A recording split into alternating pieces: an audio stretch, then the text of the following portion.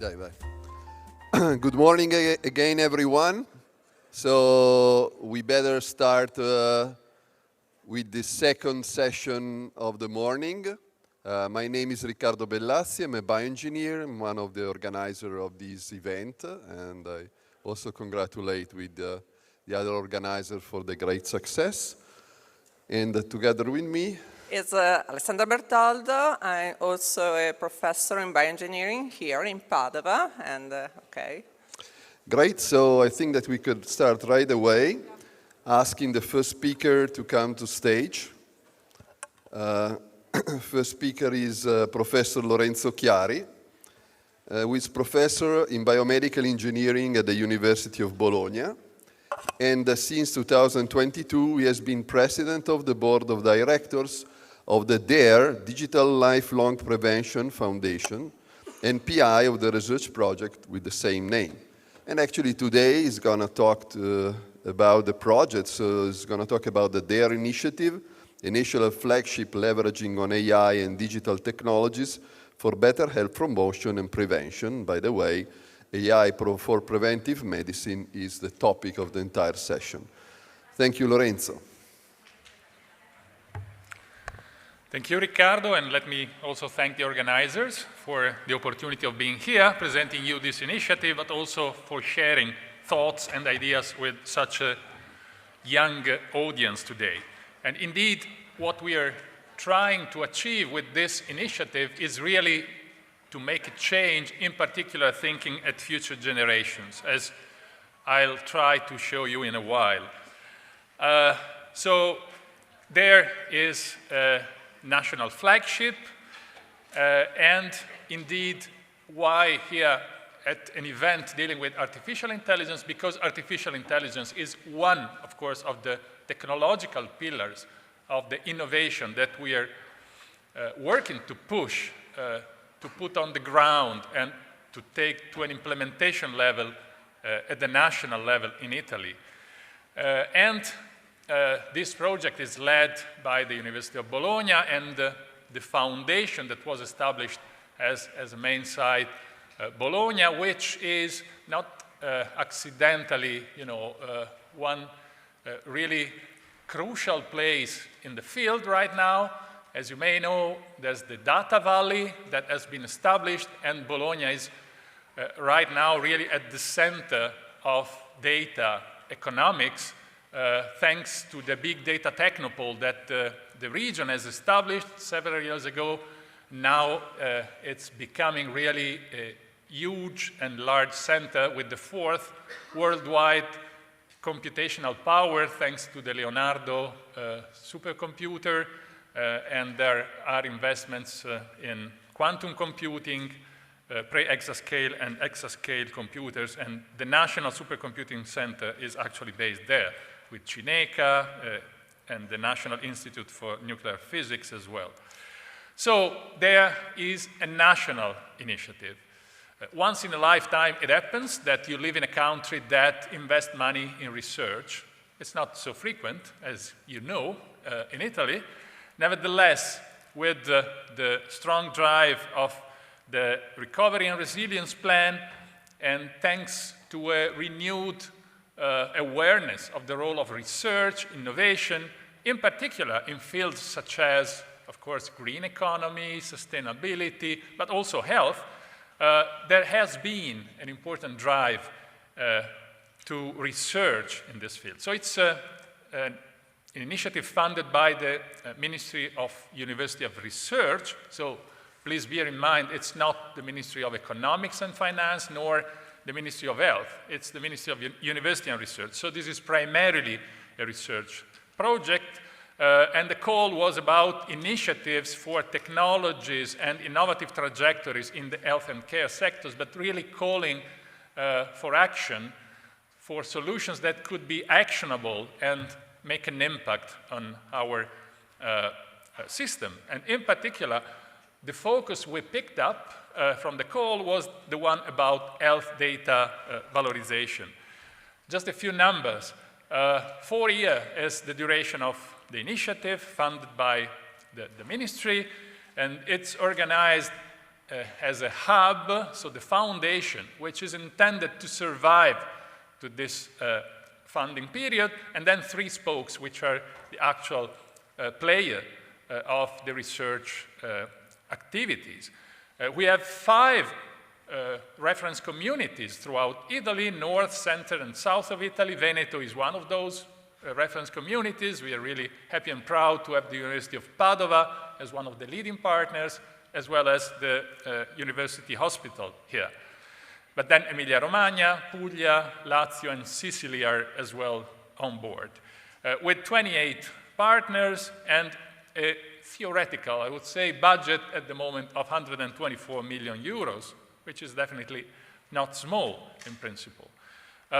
We have a team, a multidisciplinary team of about 250 people engaged by the partners, but then we have already recruited, as of today, about 107 new researchers working in the project, and we already launched a new startup. So why there? What is it actually dealing with? The field, in a couple of words, is digital prevention, and trying to keep together, in a way, 2 Cinderellas. One is prevention. Why we are in need of new innovative solutions for prevention? Because, just read the newspaper, just read, look around, the people you meet in the street, you are all well aware of the aging of the population, how much Italy is also in this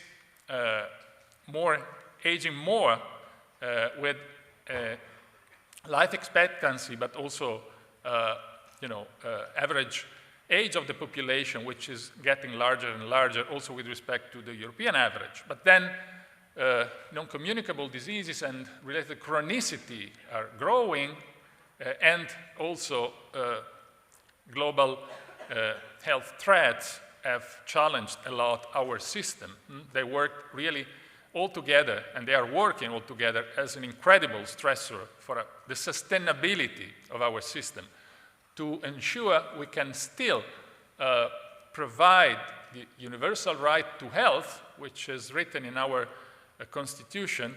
It's really a need and a priority to shift in a way drastically from diagnosis and treatment and care towards a larger investment in prevention and community health. On the other hand, we have the opportunity to leverage, as we've heard in very many incredible talks yesterday and today, on digital technologies, including AI, to support such a change in mindset, looking for solutions which are actionable, which can be implemented, as I said, which, of course, should come with explainability, actionability, appropriateness, maturity to be really put in place and make a difference. Because prevention is really a need, but also because there's the evidence that prevention opens spectacular opportunities to have an impact on health and quality of life. So just consider, just a single number, that actions based on our current knowledge of risk factors could alone prevent about 40% of all cancers worldwide. That means that there's room for having a huge impact on health. And this can be done actually throughout the life of people. So really with a lifelong perspective, not just a matter of old people. It's really something that you can think starting from primordial prevention to primary prevention, and then later into secondary, tertiary, and even quaternary prevention, to have a better knowledge, a better picture of what's going on in an organism, in subjects, in the population, and use tools and knowledge actually to understand better even the causality processes behind changes in trajectories of life and health, or identifying specific causal factors of specific conditions, or identifying diseases earlier. Maybe also to identify those subjects who are at higher risk of deterioration. So the potential target of prevention is really everybody. The general population for primary prevention, selected groups, and then patients once you get a diagnosis. And so the objective here is to create a mindset, as I said, but also make important changes in our organization, in our systems, thanks to research. So building a coalition of research, innovation players, and multiple stakeholders to build up an interconnected and multidisciplinary community that can actually collect evidence, produce evidence, and thanks to evidence, come up with actionable solutions in the field of digital prevention. I stress again the word multidisciplinarity. It was mentioned a number of times here, and please, as a take-home message, this is really a keyword, including the field of AI. We've heard about how, also, for example, to get explainable AI, you really need to put together, sitting around the table, people with different backgrounds, coming from different disciplines, and maybe even disciplines that you could not think at the beginning. We've heard philosophers yesterday. I think that philosophy, semiology, are also disciplines which are very relevant to have this societal change, to make an impact, but also, of course, economists, ethicists, and so far. And so this is the innovation challenge, and the innovation framework we picked up is the WHO Innovation Scaling Framework, starting from looking at the demands in the field, and then moving to the supply of ready-to-scale innovations, and finally to the assessment throughout, from incubating to implementing and sustaining innovation. And so we went through a process. The project started 15 months ago, and we picked up locally, talking with local experts, talking with regional governments, talking with ministries, which were actually the priorities which are formalized through the national and the regional prevention plans. And we turned those prevention needs into possible ways of actions, with the idea to go through this innovation pipeline to really produce innovation, and in so doing, not forgetting that we also have a huge need to update, again, this also was mentioned before, our training programs, the way we train medical doctors, but also the way we train computer scientists, engineers. There's a lot of need of translational ability, meaning the ability to speak different languages, also across different disciplines. So again, there's a huge need also of humanism as a possible glue to keep together such different areas. And so as a result of this consultancy, we came across 66 prevention challenges and problems throughout the country in the different areas that I mentioned.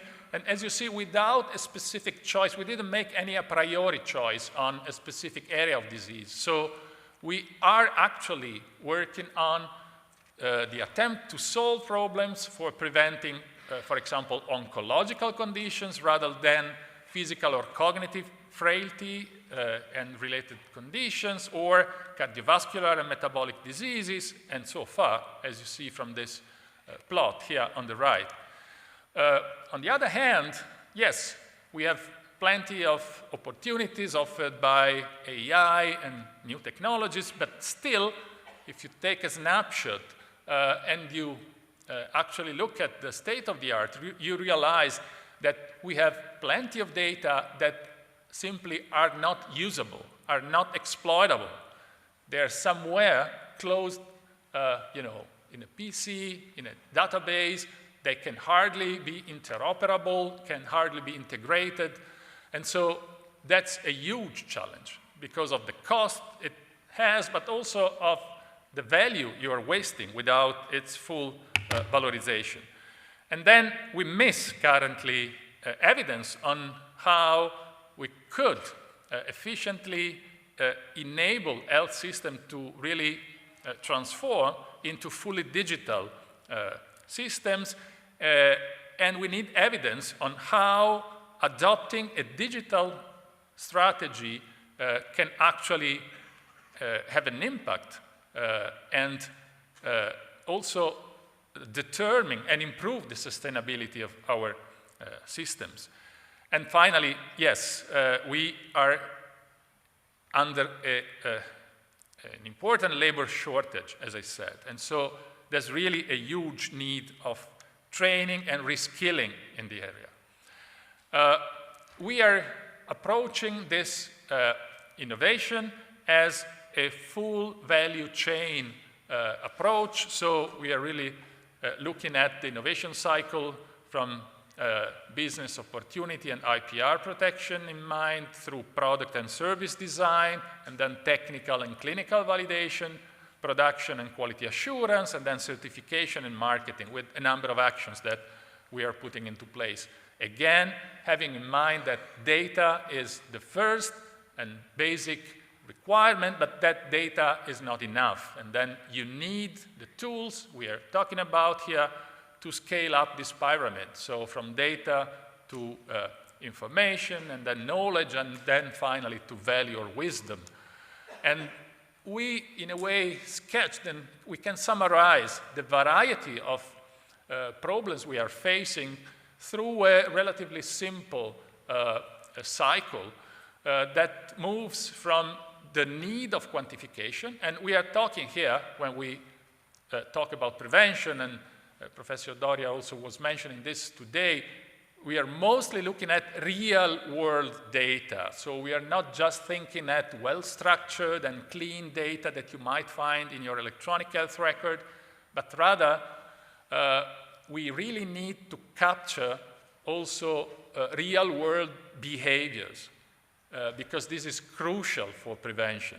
And so we need to be able to quantify very different aspects of lifestyle and behavior, and then we need tools and infrastructures to deal with GDPR compliant, and again, we mentioned this yesterday, all the legal aspects and ethical aspects behind this, to be able to store, manage, process, and transfer and generate those information and knowledge from the data. And on this, we are working tightly with also the National Supercomputing Center to allow this, and we have devised our own solution to allow a safe access to the data that allow them to develop new models, also thanks to high-performance computing, and come up afterwards with risk predictors. You've heard this also a number of times, and in the end, the possibility to stratify or to quantify a risk is crucial to identify those groups, those subjects, those patients who are mostly in need of an intervention. Because we are in shortage of resources, of course, we need to focus and concentrate the resources, in particular, on those subjects, on those patients who are most in need of them. And then this will allow, finally, clinical translation and implementation. Consider just a number that, given the bunch of pilots that we've started, our current target is to reach out more than 2 million people thanks to this initiative, again, with a number of technologies. AI is one of those technologies, of course, but also wearables, web-based platforms, digital twins, or imaging technologies are, of course, an asset in this pipeline.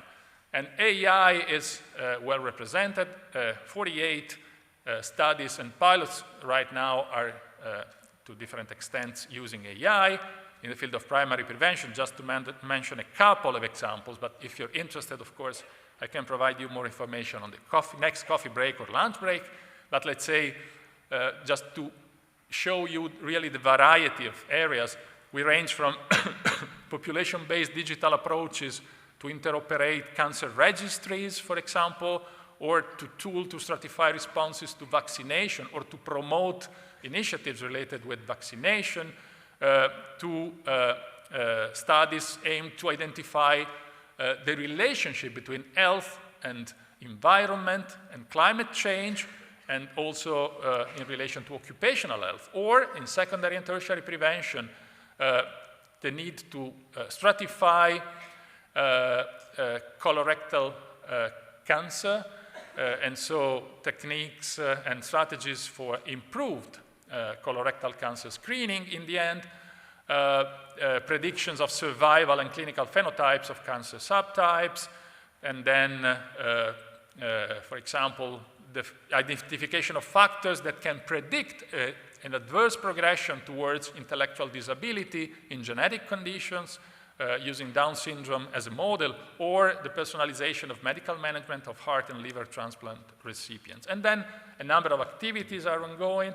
I will skip this to save time, but we are really working closely with regional governments and with the National Ministry of Health as well, trying to translate what we are learning as a system, as an ecosystem, which is an open ecosystem, and this is also a message for you.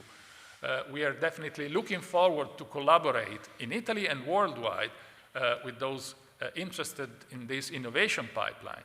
And so, yes, we are running now something like a project which we are used to. There is a funding agency, which is the Ministry of University and Research, the foundation as a hub, and then there is the research on the ground. But actually, we are already looking forward to a much broader and complex model in which there are many, many players involved, the Ministry of Health, as I said, and the National Prevention Hub, which is, again, one of the achievements of the National Resilience Plan, but also the European Union, and, as we said yesterday, the European Health Data Space and the AI Act as important contributor to change globally the landscape in the field. So thank you for your attention, and let me thank all the partners of the consortium, again, which are very diverse, so universities, but also hospitals, research hospitals, local health authorities, national research centers, and private companies. So it's really a public-private initiative, and we hope to make a change also for you and to make your future and the future of health a bit more positive for everybody. Thank you.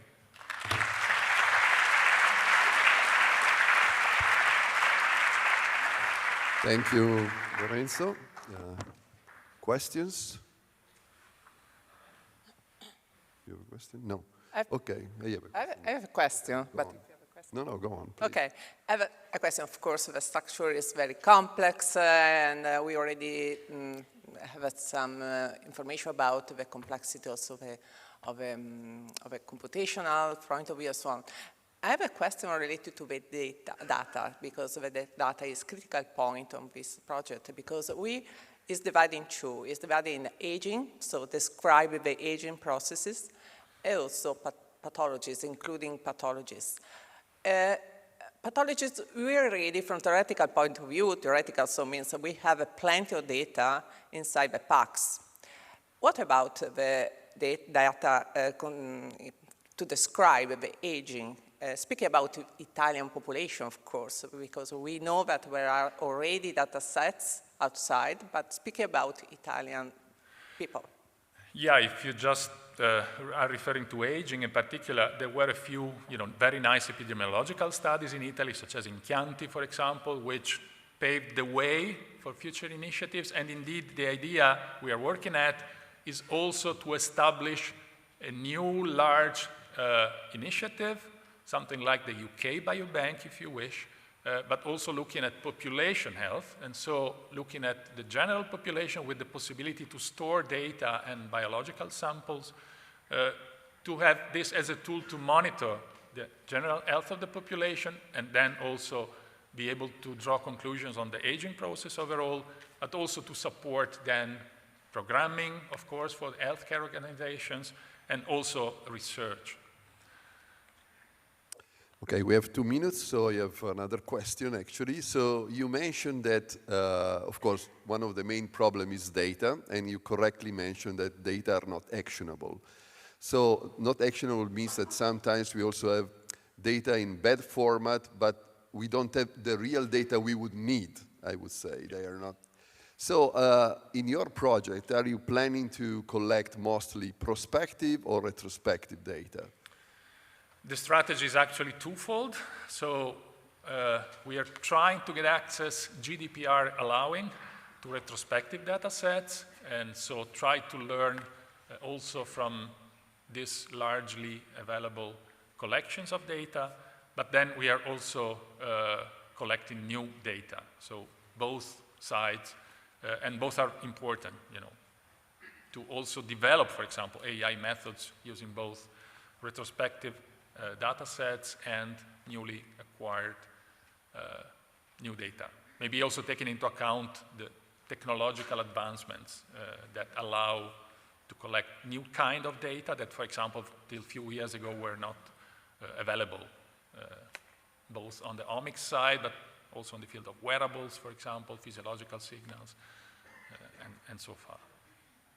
Okay, so thank you again for your presentation. Thank you, Lorenzo.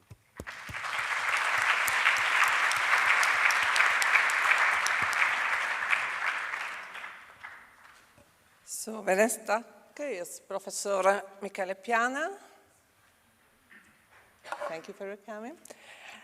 Michele Piana is a professor of numerical analysis at the University of Genova, and he is associate researcher at the San Martino Polyclinic Hospital in Genova, and associate researcher at the Astrophysical Observatory of Turin, National Institute of Astrophysics. He is a technical director for the Digital Health Solutions Community Medicine Center, I think, and a co-investigator for the ESA STIX mission. Please. Thank you. Floor is yours.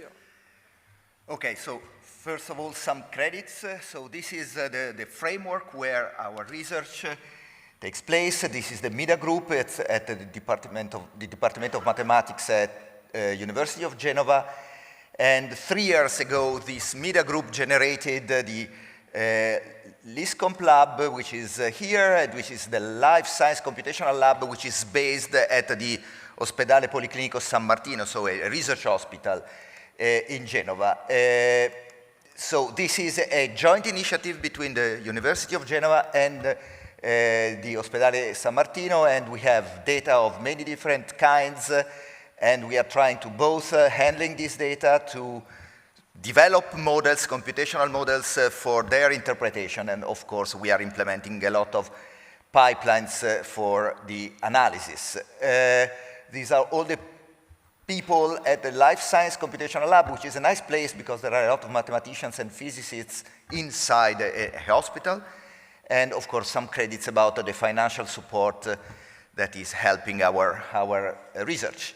So the nice aspect to have a lab of mathematicians and physicists inside a hospital is that we have a lot of data, and these data are essentially of different scales. We have genomics and proteomics data at disposal.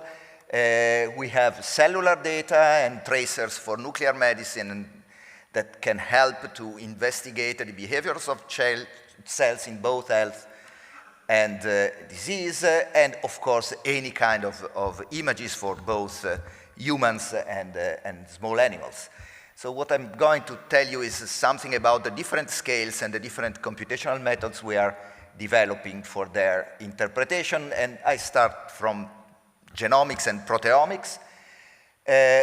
So this is the colorectal cancer in terms of the main mutations that characterize this kind of tumor. Some of these mutations are really very important for the development of the disease. Some other are less important. But what you can do is to mimic, to reproduce the molecular interactive map that describe the way these mutations impact the reaction networks inside the cell. So all the colored boxes on the right are the proteins generated by DNA, and all the black lines are the chemical reactions that put in contact the different proteins inside the cell. So we could set up a network of around 500 proteins with around 900 chemical reactions. We considered the 3 different pathways related to ligands and also another pathway which is related to a very important mutation, which is MAPK, and we are going to construct the pathway related to mTOR. And our task was to translate this chemical reaction network into equations. And at the end, you can construct a dynamical system where X are the concentrations of the different proteins, and S is the so-called stoichiometric matrix. K are the rate constants of the reactions that are a measure of the speed with which the different reactions take place. And what happens is that if you are able to compute the asymptotic behavior of the time profile of the concentrations, you have something that can be measured, for example, in a mass spectrometry framework. There is a mathematical conjecture that states that the asymptotic solution, which is the equilibrium solution, is unique, and it coincides with something that can be actually measured by instruments. So the point is that you can plug the mutations inside the dynamical system by both modifying the stoichiometric matrix and the initial conditions for the dynamical system. And so you can compute a different equilibrium. And if you are able to do this, you are able to mimic the behavior of the impact of the tumor mutations on the proteomic profiles. So in this movie, you can see that the black line, the dashed black line, is the healthy equilibrium, while the red one is the equilibrium related to the main mutations of colorectal cancer. And the nice thing is that you can mimic the action of chemotherapy drugs as mutations, again by modifying the stoichiometric matrix and the initial condition. And so the game here is tied to go back to the black equilibrium, starting from the red one, which is the diseased one, testing and validating the behavior of the different chemotherapy cocktails. And this is something we did together with Roche, and we have some nice preliminary results. For example, we were able to support Roche to work at the dosage of a specific chemotherapy approach that is used in the case of colorectal cancer. Work in progress in this setting is, okay, as a mathematician, we would like to prove the theorem instead of relying on conjectures. We are including more pathway. MAPK has been done. We are including mTOR. We want to increase the computational speed. We obtained some results using some inverse problems technique, but something better can be done. We are calibrating all the network using experimental data. And what we are trying to do is to use generative AI to automatically produce new networks related to different kinds of tumors. Okay, new scale cells and sets of cells. For example, a typical application is in neurophysiology when you want to understand how the cortical activity can be mapped and how the different areas of the cerebral cortex talk to each other in a connectivity framework. And to do this, you have to obtain very fast signals using neurophysiological modalities. For example, EEG or MEG, that measures the magnetic field just outside the head, or electrocorticography, which measures the activity using sensors on the cortex, or stereo EEG, that is a kind of EEG where you have needles inside the head with different sensors along the lines. If you want to model this kind of data, you need to plug the Maxwell equations inside your head. This is not easy. You have to solve some partial differential equation like this one, where you have that JP is the primary current density, sigma is the conductivity, and V is what you measure using, for example, EEG. And if you want to mimic what happens in the case of magnetoencephalography, you have to go to the Biot-Savart equation, which is even more complicated, and you have to obtain some interplay between the electric field and the magnetic field. So if you want to make the analysis of your data on the space of the sensors, one example is this one. You can try to compute the transition frequency between specific rhythms that are typical of our brain in order to use this transition frequency as a biomarker for the stratification of different kinds of diseases. What typically people do is to match two different kinds of data, an event-related data, which is essentially related to visual stimulation, and spontaneous measurements, and then you intersect the two, and you find in this way the transition frequency, and you use that for diagnosing purposes, for example. What we did is to use some very easy AI, unsupervised clustering, to detect this transition frequency just using spontaneous activity, which is good in particular for rather complicated neurodegenerative diseases. And this can be done by clustering the sensors of the high-density EEG device related to one of the rhythm, and with respect to the sensors related to the other rhythm, and to intersect the corresponding signals. Of course, this approach can be developed in a more general way, for example, using connectivity maps as possible biomarkers for stratification of this kind of neurodegenerative diseases, and this is something we are doing now. Another thing you can do is to go back to the cortical space instead of remaining on the sensor space. But if you want to do that, you have some nested theorems to consider. These are very mathematically oriented way to say that you have ambiguities in your problems. If you think of your brain like a sphere, and you consider currents that are radially posed, you have no magnetic field outside, and so you have a lot of ambiguity in the signal. And the second theorem essentially tells you that you have a lot of numerical instability, and so you need to regularize everything, and if you have to regularize, you have to choose parameters, and that's something not easy to do. This is another new thing we are doing now. It's a ESC project.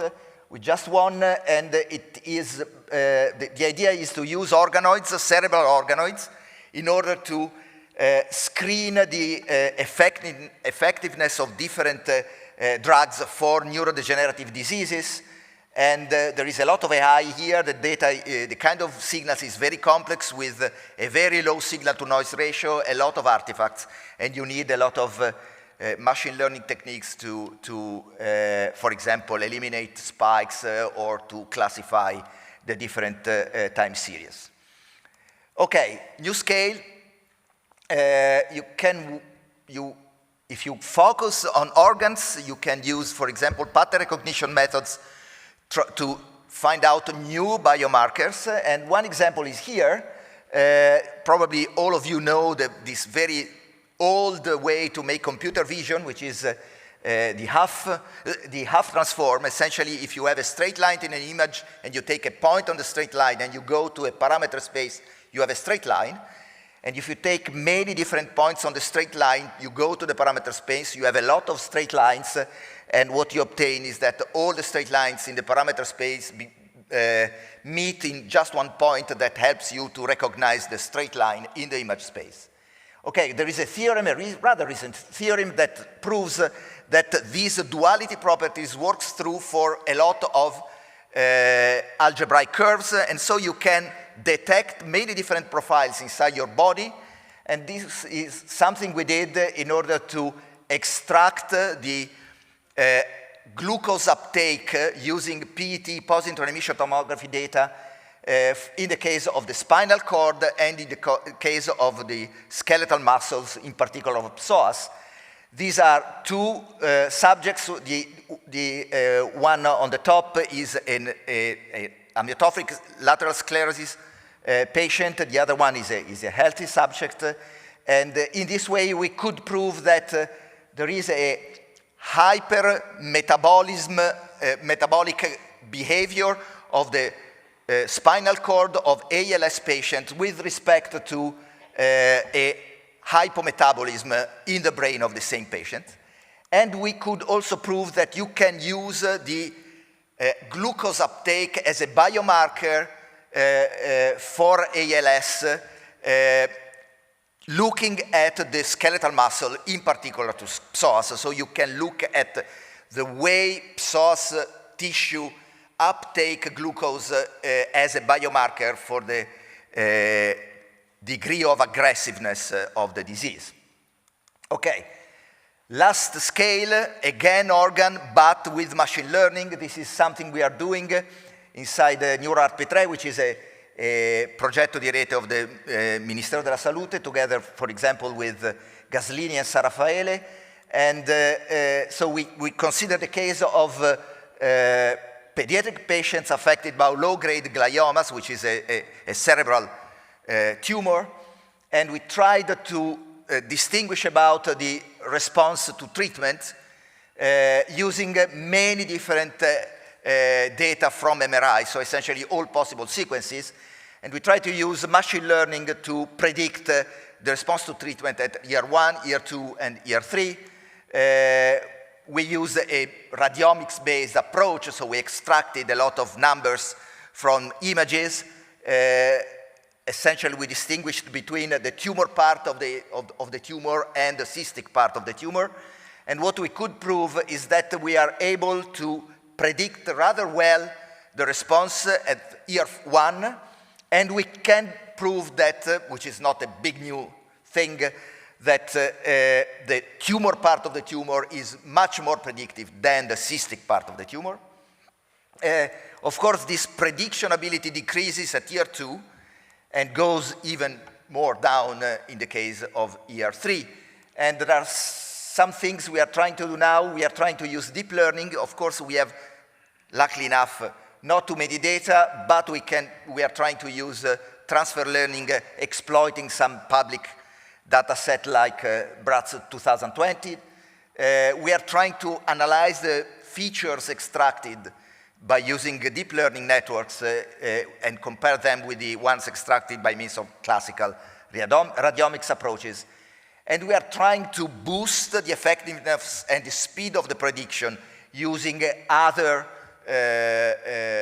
matching together all possible sequences of MRI data. Okay, I'm done. My very personal conclusions in one slide. Okay, I think we are in a bubble, in a speculative bubble. It seems that AI can solve any problem in the world. It's possibly true that it can solve a lot of problems, but probably not all. What I think is that AI is not just machine learning. By the way, Winston Churchill knew a lot of history. He had a huge annotated archive in his mind, and he exploited it to make decisions, so he worked as machine learning. But a baby does not have an annotated archive at disposal, and so he used a lot of simulation. So his brain, his intelligence is essentially simulation. An explorer needs a lot of pattern recognition to survive. And of course, Sherlock Holmes worked with inverse problems. I think that all these techniques that together represent AI should be used as screwdrivers, but the main focus, the main objective is to understand the engine and to repair the engine. So I think that it is important not to lose the ability to generate a new biological model based on our results. And I also think that we need a urgent development of interdisciplinary labs. This is something that we are doing actually at the moment. There is something we are not doing at the moment in Italy, and that is to change our educational problems to account for the fact that we need interdisciplinary approaches. And at the end, let me quote the old Karl Popper, who said once, there exists no discipline, there exist just problems and methods to solve them. Okay, thank you.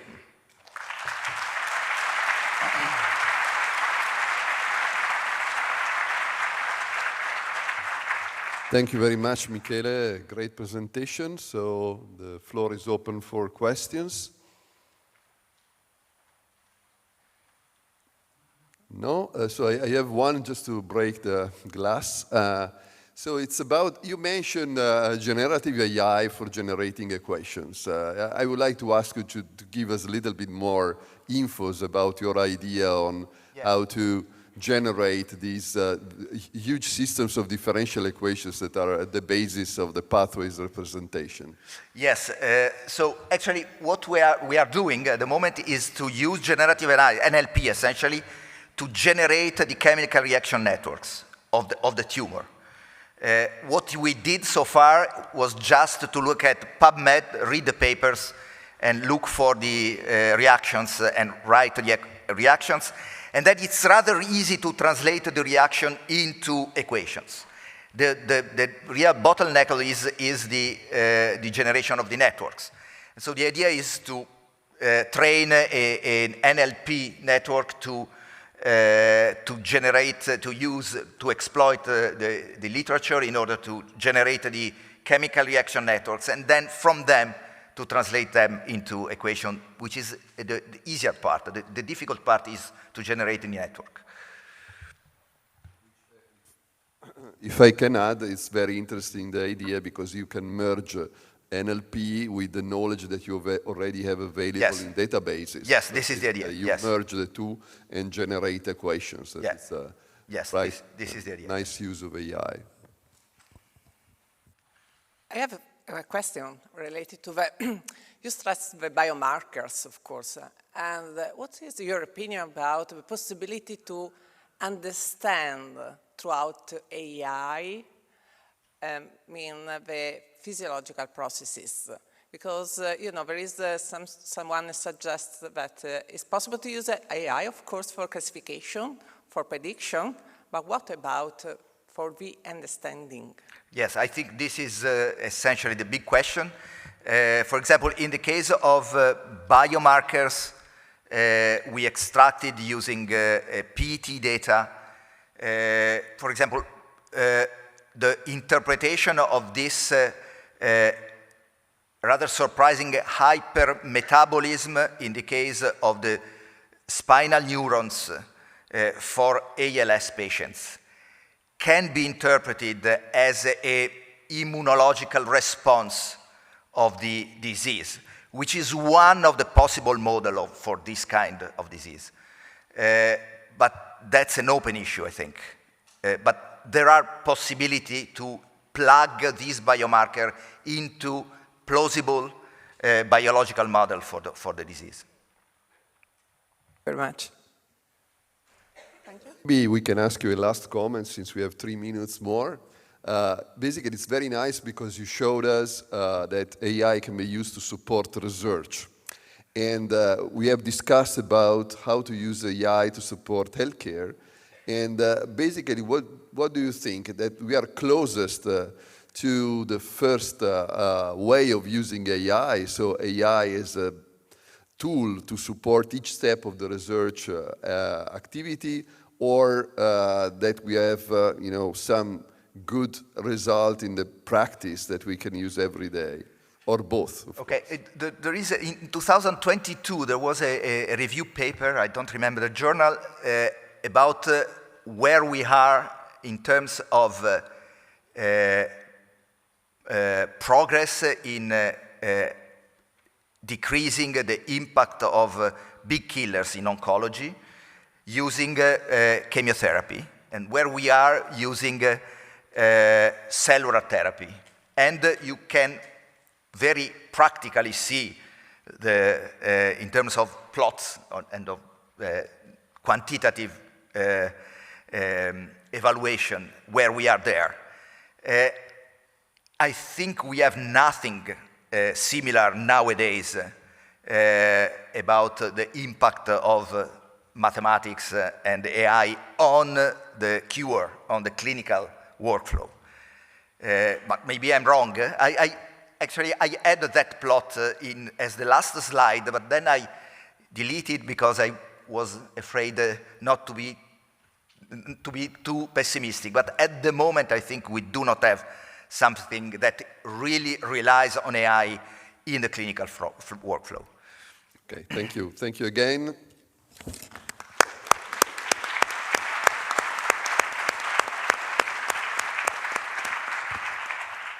So we can now move to the last talk of this morning session. It is from Professor Dario Gregori that I asked to come on stage.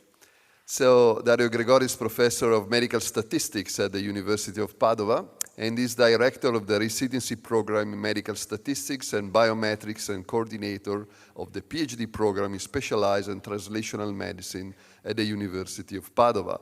So the talk will touch the wearable devices in clinical research and prevention. That is for sure another very interesting topic. Thank you.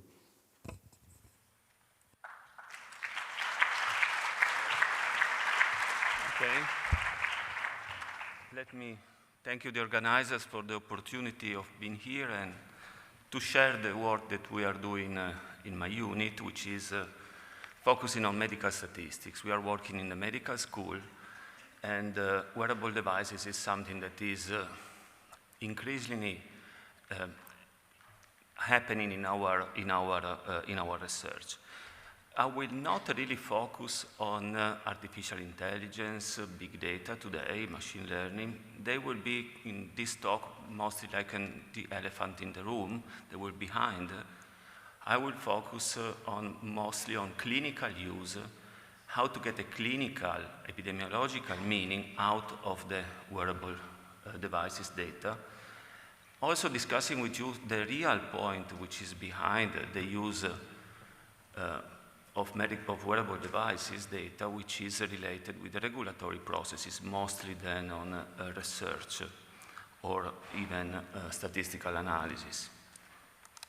So I will introduce a little bit of saying something that everybody of us already know about what is a wearable device and what we mean. There will be an important concept at the very last slide of this section, and then I will share with you not a very general overview of what is the clinical use of wearable device data, but I will just share our experience, the research we are doing here in Veneto using wearable devices, the projects that are going on. Then I will speak a little bit about the work we are doing on developing algorithms for using better the data, and I will refer to the DARE project as well. And finally, we will go to regulatory aspects mostly, talking about the difficulties we have in doing population-wide research using wearable data. Okay, I don't ask you to raise your hand on how many of you has a wearable device, because I know it will be like 99%. Everybody has a smartwatch, have a smartphone, of course. Maybe not so, all of you have a digital shoe, but if you run, there are digital shoes around that you can enjoy with all the data.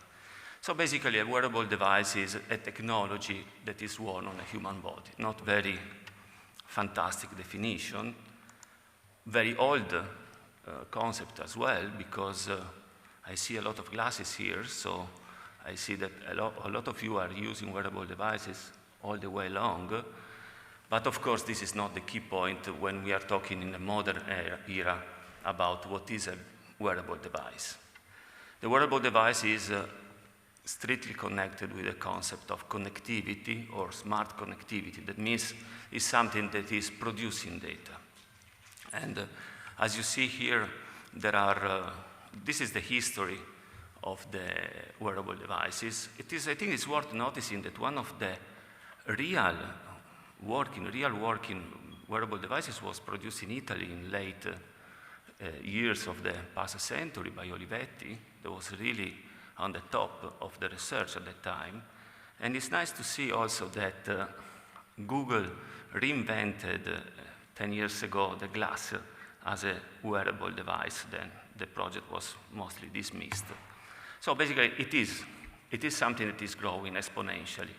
What does it mean? That those devices are producing data and are sending the data somewhere.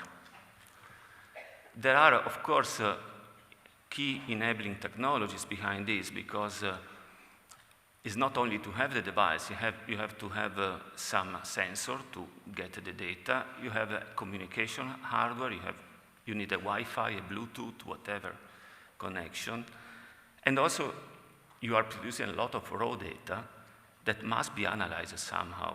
That means that you have to get the tools, mathematical tools, but on the other side, you need also the computational power, computational instruments to deal with those data. And some of these devices are producing data in almost real time. So there are a lot of things that are interacting each other that allows us to even speak about the concept of wearable devices. And of course, you can basically place these wearable devices everywhere. You have body-worn devices, head, lower body devices, wrist-worn devices, and each one is equipped with a lot of sensors, different sensors. Basically, the market is full of sensors. You can decide which sensor you are able to engineer within a device to produce the data that you need. So since the problem is not a technological problem by itself, technology is there. The real point is how to produce devices which are useful from the medical perspective, that are somehow producing some information which is good to understand the health of the people. I said at the beginning that a lot of you are using a smartwatch, for instance, but what am I doing with that data if I don't link those data to some sort of health status, if I don't get some information about health outcomes of health conditions? And indeed, depending on the sensor, you can have a lot of information about different, let's say, digital biomarkers, or what is happening in the people, in the patients, or even in people that are in a healthy condition. So what is the flow of this? We start with collecting data. These data are coming from sensors. They are crunched somehow. They are producing information about heart rate, about respiratory function, about oximetry, or whatever you have in mind. And then you analyze those data, and then you get a picture of the digital biomarker situation for that person in a certain time. The point is what to do after. You need the data, as I said, on the pathological status when the disease starts, about the onset of the disease, to basically produce algorithms able to use the data you are collecting to forecast or predict future status. But look at this picture. What is something of concern? That you are putting a lot of, you are getting information, but you are putting a lot of devices, a lot of sensors somehow on the person. What is the consequence if you think in a broader perspective? The consequence was highlighted by Ivan Illich in 75, if I'm not wrong, about the medicalization of the human life. Because at the very end, if you use medical devices we can get a lot of data, but at the very end, our life becomes a kind of a pathological situation that we have to monitor, because sooner or later something wrong will happen. And this is, of course, not acceptable for several reasons, from the personal, psychological perspective, but also from the system, healthcare system perspective, because you are at risk of generating signals which are not really useful for detecting a change in the status of the disease. So our research group is therefore focusing on a very specific concept, not wearable devices by themselves, but consumer wearable devices.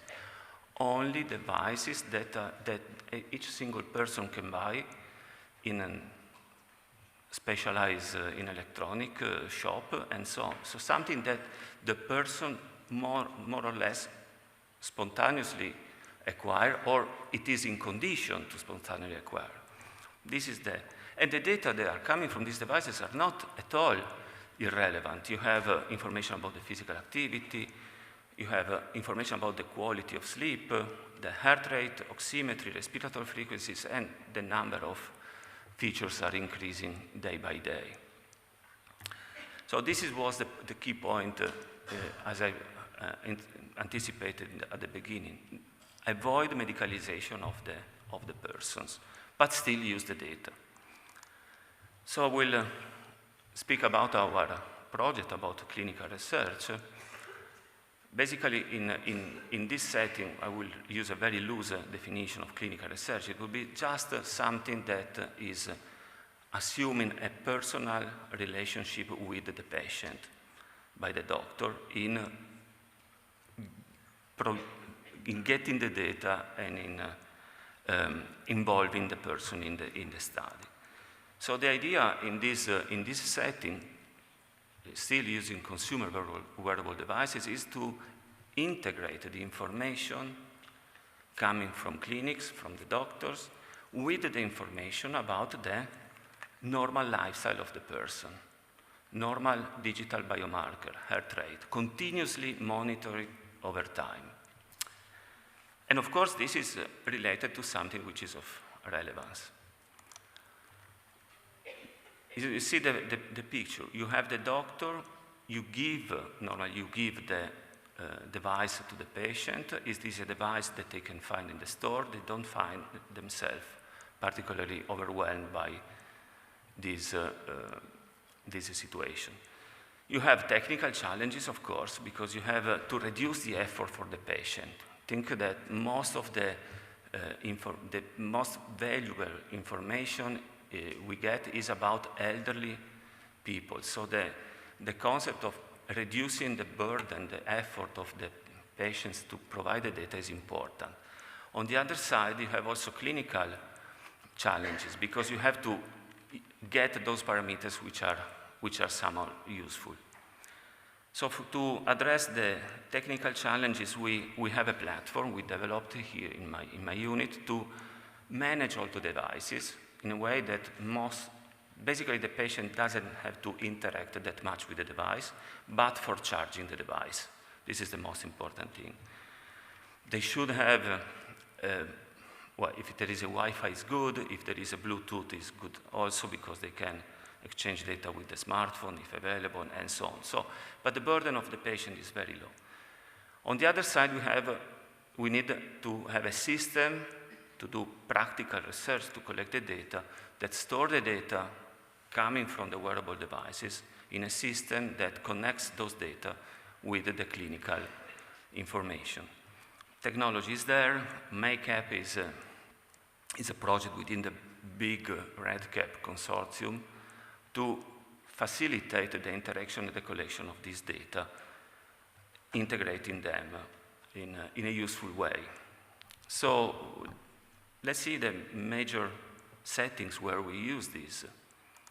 We use this in the primary care settings. Basically, here the problem was how to improve the understanding of the general practitioners about the physical activity of the patient. In most of the disease, in particular in adult and old people, having a physical activity is important.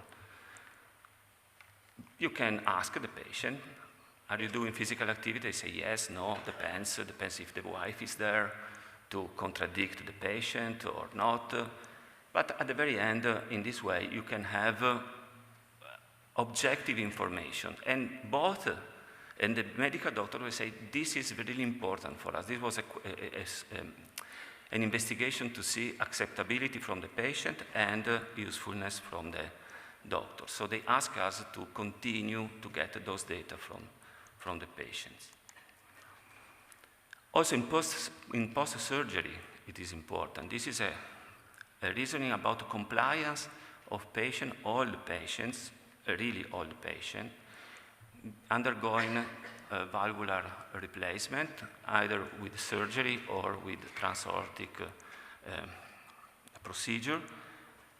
Compliance was absolutely very, very high. In most of the patients, they were using the device and transmitting the data consistently for 1 year of follow-up.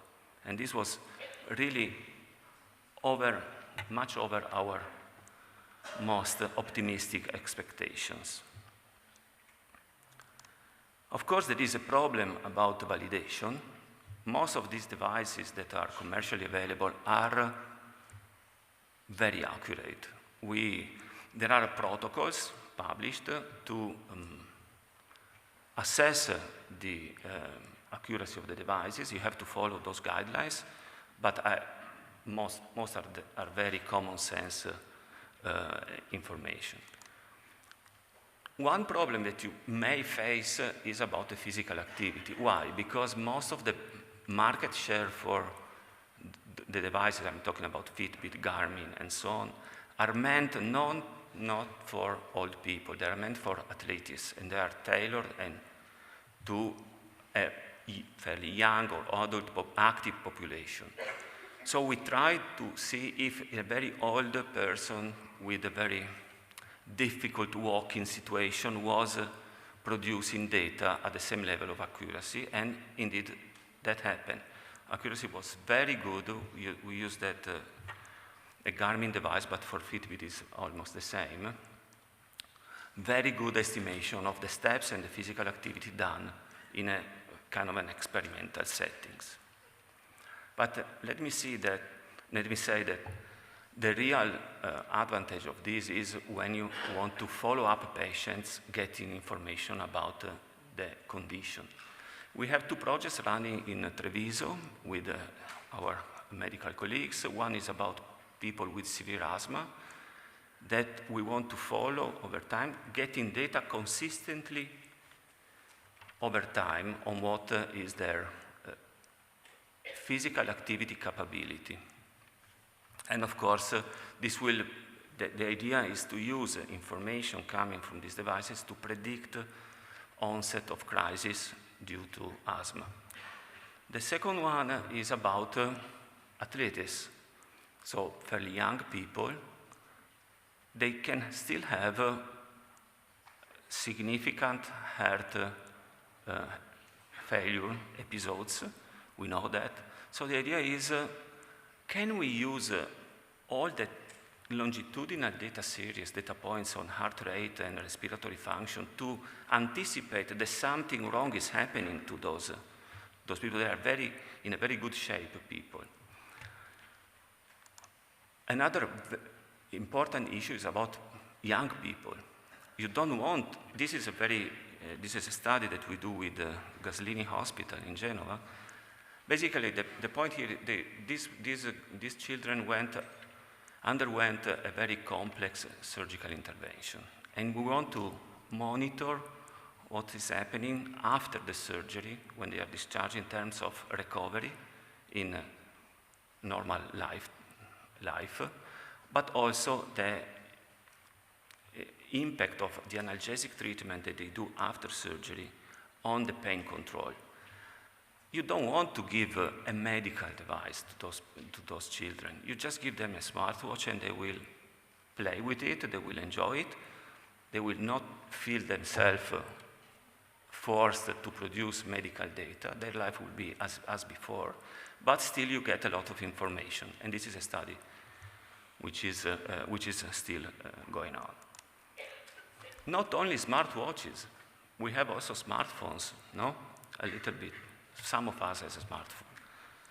There is an astonishing center in Verona, Alessandro Boardo is running it, that they are using and collecting data using smartphones, and we are working with them in analyzing those data.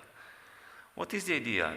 They have people with difficulties in walking, the people go under spinal surgery, and then there is the recovery phase.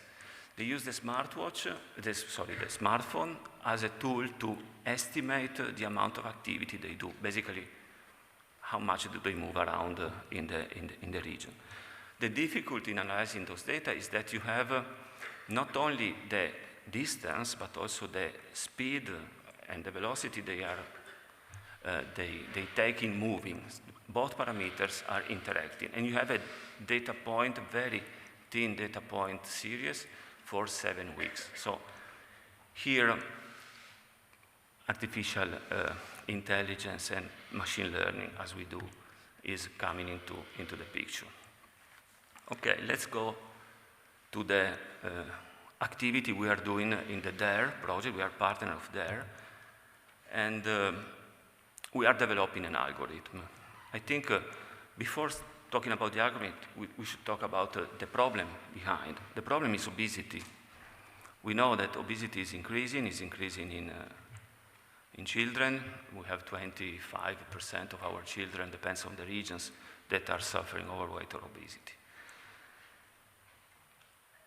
A lot of consequences in the adult life and so on. We know already about that.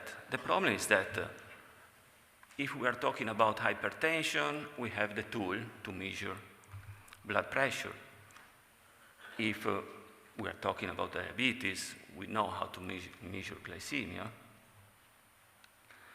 But to control the overweight, we don't know how to measure. So our work, okay, how do you know how much people eat? The people eat, basically, to estimate how much people eat is use questionnaires. Questionnaire, they have an agreement between questionnaire about 50%. What we are working, and we already have some results, is to use the smartwatch. Smartwatch to measure what you are eating. If you are thinking that you are eating a sandwich, this is the movement. If you are eating a soup, you're doing this movement, and so on. Depending on the rotation of the wrist, you get an information about the food. Okay, we paid lunch for a lot of people, and the students were really happy about that, and we got these results, which are much better than a normal dietary questionnaire. Work is not done, we are still working on that. Okay. Let's go to population-wide. In here, we don't know the patient, we're just collecting data. We have the data stored in some containers, normally in the firm, and we have the healthcare system data. But we don't have the link. The link between the two is missed. There are projects. Yesterday, people were talking about the European Health Data Space. It is something that is coming, but it's not there yet. There is one of the approaches. Technical solutions are already there. We have REDCap with the tools to integrate these two worlds, device data and healthcare system data. But unfortunately, there are a lot of problems with GDPR, and in Italy, only in Italy, about the so-called garante, which I don't know how to translate in English, sorry. The problem is that we cannot exploit the information we have available to do research and to produce information. You have seen, I was talking about the Framingham.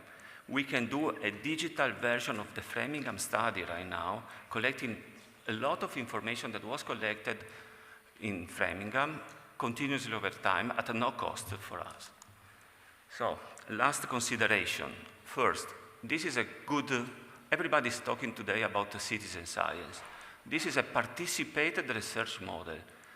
Citizens are providing data to science Of course, under the condition that we define a public regulatory framework where those data can be linked to health status information, to drug consumption, and so on, to provide information. Okay, this is the last slide. Thanks for my collaborators. They are doing the job, and without them, nothing could have happened. Thank you.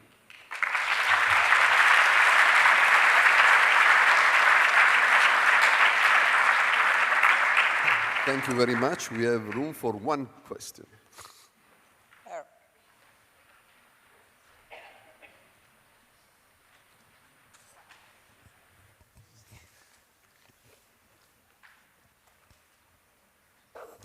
Thank you for your presentation. A question. Most consumer wearable devices don't provide access to raw data.